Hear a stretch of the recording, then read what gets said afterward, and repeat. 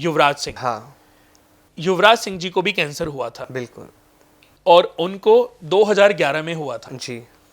2011 में उनको पता चला और उन्होंने यूएस में इलाज कराया था, बोस्टन में, और एक बहुत पेनेसुएला करके एक सिटी है, वहाँ पर उन्होंने अपनी कीमोथेरेपी भी कराई थी।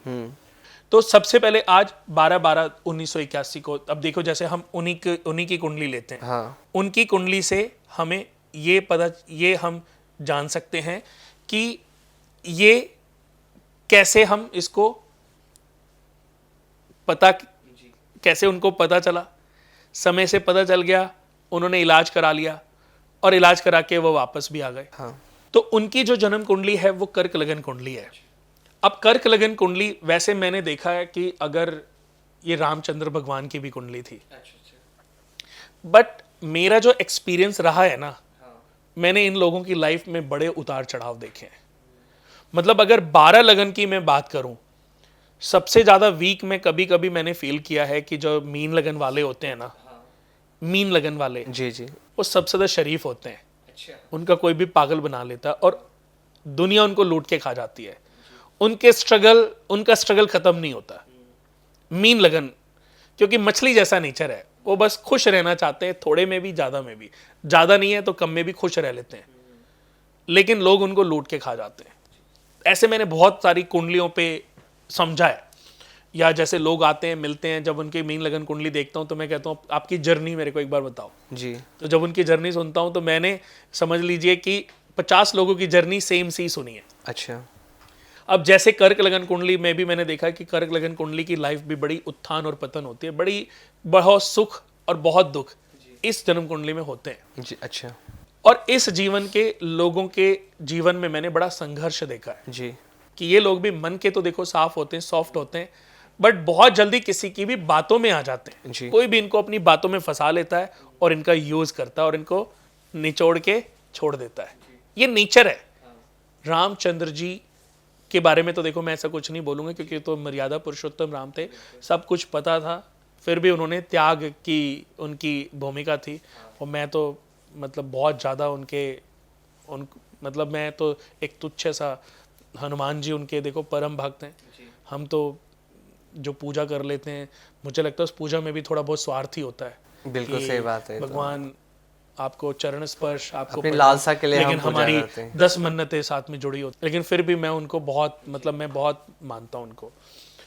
अब कर्क लगन कुंडली, अब देखें इनकी कुंडली के चतुर्थ भाव, चौथे भाव से कैंसर देखा जाता है। चौथे भाव का मालिक कहां चला गया? 7th हाउस में। 7th हाउस पत्नी का भी घर है और मृत्यु का भी घर है। चौथा घर सुख संपत्ति, इनकम, आय, भूमि, वाहन का है, बीमारियों में कैंसर का है।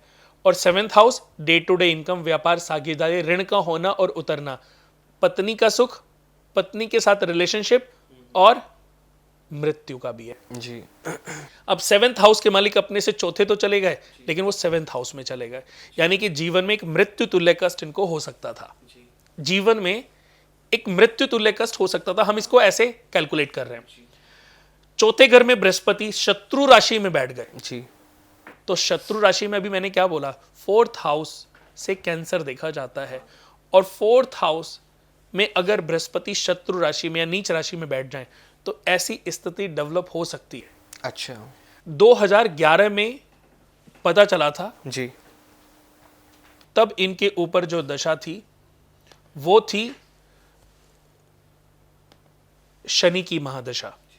शनि की महादशा के अंदर जो अंतरदशा थी, यानी कि इनका जो कैंसर प्रबल हुआ, पहले इनके ऊपर केतु आया। केतु ऑलरेडी इनकी कुंडली के 6ठे घर में बैठा है, बीमारियों के घर में, जी।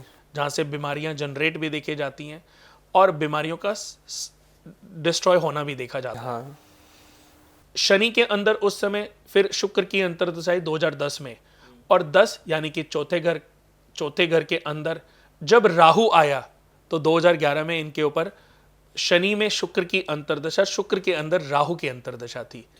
तो कैंसर जैसी बीमारी, अब राहु कहां बैठा हुआ इनकी कुंडली के 12वें घर में, जी। यानी कि जब कैंसर का सिम्टम्स इनको पता चला तो फौरन ये सबसे दूर चले गए। 12वां घर कौन सा है? सबसे दूर का।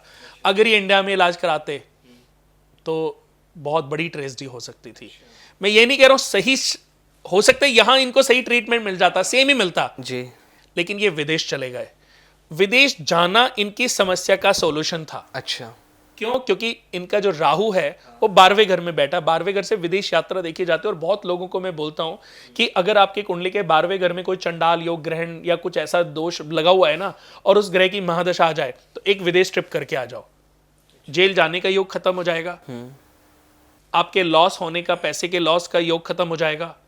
जो मिसहैपनिंग होनी है आपके साथ वो क्योंकि विदेश यात्रा भी, जेल भी, सजा भी, कैद, दंड, फिजूल खर्चे, धन की हानि, अस्पताल, ये सब 12वें घर से ही पहले 12वें घर से ही देखा जाता है। पहले सजाएं काला पानी मिलती थी, तो कहां? अंडमान निकोबार में पानी के बीच में एक टापू पे, आज वो स्वर्ग बन गया। हाँ, पहले जो इंग्लैंड था, मैं आपको बता दूं, जो इंग्लैंड सजा देता था ना लोगों को, तो वो ऑस्ट्रेलिया में ले जाके, वो उनके लिए जैसे इंडिया के लिए अंडमान निकोबार था ना, बहुत अंग्रेज है जो इंडियंस को सजा देते थे और अंडमान निकोबार में ले जाके वो जेल बना दी थी उन्होंने, एक टापू की, कहीं भाग ही नहीं सकते हाँ, भाई, चारों तरफ पानी पानी, आप भाग ही नहीं सकते। ऑस्ट्रेलिया एक टापू था, वहां पे छोड़ देते थे, अब रहो यही सजा है। वो बेचारे सांप, इतने बहुत जहरीले सांप अगर कहीं पर हैं तो ऑस्ट्रेलिया में है, तो वहीं सजा उनको। अब ऑस्ट्रेलिया इतना डेवलप हो चुका है कि अब लोगों के लिए वो राजयोग है, बिल्कुल, ज़मीनें सस्ती हैं। बहुत पुराने बुजुर्ग मैंने देखे हैं, जो पुराने, जिनके 20-20 मिलियन के लोगों ने घर बेचे हैं, 10 मिलियन के, 5 मिलियन के घर बेचे, वो ऑस्ट्रेलिया में जाके शिफ्ट हो गए। 1 मिलियन का घर बनाया, बाकी अकाउंट में डाला, और उसी पैसे से अपनी लाइफ को बहुत अच्छे से एंजॉय कर रहे हैं। क्योंकि जो वहाँ 20 करोड़ का था घर, उससे भी बड़ा घर वहाँ उनको 1 करोड़ में मिल गया ऑस्ट्रेलिया में। ऑस्ट्रेलिया में लैंड बहुत बड़ी है, हाँ, हाँ, लंदन में बहुत, यूके में बहुत छोटी है। तो इनको 2014 में जो बीमारी हुई, 2011 में, तो इनका सबसे अच्छा निर्णय अकॉर्डिंग टू कुंडली, या तो देखो इनके ऊपर भगवान की कृपा होगी तभी आदमी सही निर्णय ले पाता है, कि 12वें घर में राहु और चंद्रमा का कॉम्बिनेशन बना हुआ है, लग्नेश भी इनका 12वें घर में बैठा है। ऐसे व्यक्ति का मन बहुत उछल कूद करता है, अच्छा, मन बहुत जल्दी प्लस माइनस होता है, 1 मिनट में गुस्सा आ जाएगा, 1 मिनट में सॉफ्ट हो जाएंगे। ऐसा व्यक्ति सपनों में खोया रहता है, सपनों वाली दुनिया को एंजॉय करता रहता है। जी, जी, जी, इनको जो कैंसर हुआ था ना, आपको पता होगा, इनको होता है मीडियास्टिनल सेमिनोमा नामक कैंसर हुआ था, जो कि फेफड़ों से आंतों तक जाता था और इनके चेस्ट को प्रभावित कर रहा था। और इस कैंसर का ये जो कैंसर है, चौथा घर जो है, ये भी चौथा घर जो है छाती का भी है। फेफड़े और छाती, फेफड़े, लंग्स और छाती, चेस्ट, 4th हाउस से देखी जाती है। तो इनका 4th हाउस में बृहस्पति बैठे हुए हैं, तो ये बीमारी तो इनको, अगर इनको कोई अच्छा एस्ट्रोलॉजर मिला होता ना, पहले तो डायग्नोस शायद हो इनको सकती थी। बता दिया होता जी, जी। कि आप इससे रिलेटेड कुछ उपचार करते रहो। हर बर्थ डेट पे मैं इनको बोलता कि हर बर्थ डेट पे अपने अमृत संजीवनी, हमने ऐसे बहुत सारे हैं आमिर जी की जिनको कैंसर हुआ है, और हमने उनको बोला कि अभी डॉक्टर ने भले ही जो मर्जी बोल दिया हो, हाँ। लेकिन ईश्वर से ऊपर कुछ है नहीं। सही बात है। आप अपने लिए अमृत संजीवनी कवच कराओ रुद्राभिषेक के साथ।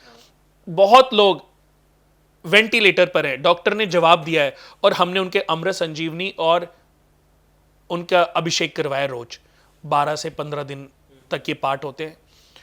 और मैं कहता हूं कि देखो, जन्म मरण सब भगवान के हाथ में है। मैं ये नहीं कह रहा हूं मेरे हाथ में कुछ है, बट अगर वो व्यक्ति मेरे पास आया है अपनी समस्या का सॉल्यूशन पाने, अपने बच्चे को, अपने पिता को, अपनी मां को बचाने, तो मैं कहता हूं ईश्वर की मर्जी होगी तभी वो मेरे पास आया। सही बात है। मुझे पता होता है कि ये बचेगा नहीं, इसकी आयु में प्रॉब्लम है, अल्प आयु खंड योग बना हुआ है जी, पर फिर भी मैं कहता हूं भगवान ने इसको मेरे पास भेजा, शायद मुझे वो यश देना चाहते हैं। 100 में से 80 लोग जी, रिकवर हुए हैं, जितने भी लोगों की हमने। और मैं बता दूं कि लॉकडाउन के समय जब कोरोना था ना, हमने कितने लोगों के लिए अमृत संजीवनी पूजा कराई। अच्छा, हमने दुनिया में, मैं टीवी पे बोल रहा हूं, देखो, हमने किसी एक व्यक्ति से भी पैसे चार्ज नहीं किए। हाँ, हमने बोला जरूर, पहले देखो सब पंडित जो हैं बेचारे, हमारे यहाँ 100 150 200 पंडितों की टीम थी उस समय, तो सब घर में थे, कुछ गांव चले गए थे। लाइफ स्टाइल तो देखो कैसे, पूरी तरह से सब मैं बदल कहता हूं चुका कि था। भगवान ने मेरे अंदर ऐसी व्यक्तित्व को उस समय धारण कराया हाँ। कि मैंने उस समय जो अपने मुझसे जो लोग जुड़े थे, बाहर भी ऐसे बहुत लोग होंगे, मैं ये नहीं बोल रहा हूं कि मैं कोई दानवीर कर्ण नहीं हूं, पर जितना मेरे से हो सकता था ना बाहर वालों के लिए भी किया। बट वो मैं कोई व्याख्यान नहीं कर रहा हूं, बट अपने स्टाफ के लिए, अपने साथ जुड़े हुए लोगों के लिए जितना मैं कर सकता था उससे भी ज़्यादा करने की मैंने कोशिश की। और ये मैं फिर से कह रहा हूं कि मैंने नहीं सोचा, मैंने नहीं किया, ये भगवान ने सोचवाया और भगवान ने मुझसे करवाया। जी। कि इसका श्रेय मैं लेना नहीं चाह रहा हूं, और मैं ये भी नहीं कह रहा हूं कि इसके बदले, वो भगवान की मर्जी है। मुझे मेरे अच्छे कर्मों का और बुरे कर्मों का फल तो भगवान ने ही देना है। तो ऐसे ही जो अमृत संजीवनी अगर पाठ करा लेता है ना ऐसी सिचुएशन में, तो ये जो पाठ है जी। कैंसर जैसी बड़ी बीमारी में सबसे ज़्यादा इम्प्रूवमेंट फल देते हैं। बट ये थोड़े महंगे होते हैं, देखो 10-12 दिन 15 दिन अभिषेक के साथ, बहुत लोग ऐसे हैं जो इतना खर्चा नहीं कर सकते।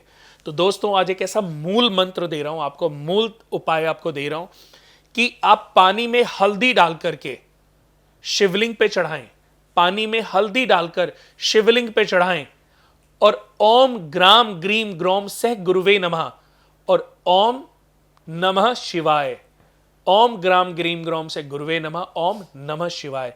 या अगर आपको महामृत्युंजय आता हो, ओम त्र्यंबकम यजामहे सुगंध्यम पुष्टिवर्धनम उर्वा रुक्मी वबंदनात् मृत्योर्मुक्षीयमामृतात्। भगवान से ऊपर फिर भी मैं बोल देता हूं कुछ नहीं है।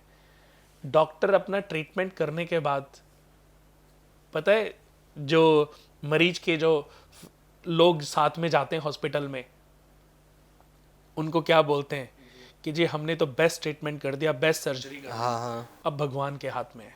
इसका मतलब वो भी जानता है कि वो करने वाला भगवान नहीं है। भगवान ही है। और कभी कभी जब बार बार आपकी बीमारी डॉक्टर से ठीक नहीं हो रही होती है ना, तो कहता जी एक बार अपने परिवार, अपने इस शख्स की कुंडली दिखवा लो किसी पंडित से, कि ऐसा हमने देखा नहीं कि ये इसको बार बार प्रॉब्लम हो रही है। तो एक बार देखो कहीं इसकी कुंडली में तो कोई प्रॉब्लम नहीं है, प्रॉब्लम कहीं और है। और हम डॉक्टरी ट्रीटमेंट तो जरूरी है, पर कभी कभी कुंडलियों में भी कुछ ऐसे बाधाएं होती हैं जो हमें प्रभावित करती हैं। तो मेरे दोस्तों,